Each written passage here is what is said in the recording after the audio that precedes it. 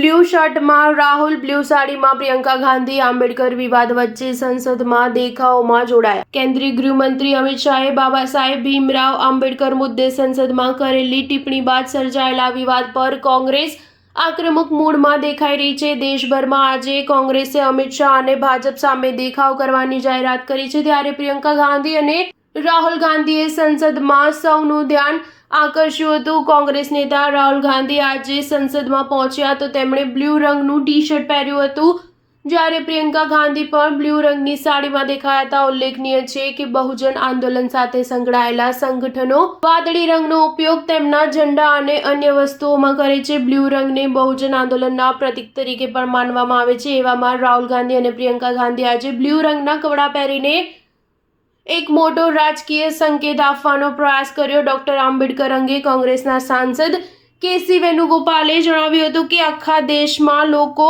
અમિત શાહ અને ભાજપના આ વલણથી દુઃખી છે। બુધવારે અમે સંસદની અંદર અને બહાર આ મુદ્દો ઉઠાવ્યો હતો। અમે ડોક્ટર આંબેડકરની તસવીર બતાવી રહ્યા છીએ, તેમણે તે જગ્યાએ સોરોસની તસવીર મૂકી છે। આ સ્પષ્ટપણે આંબેડકરજીનું ફરીથી અપમાન છે। સ્ટાર ન્યૂઝ 7 હંમેશા સચ્ચાઈની સાથે।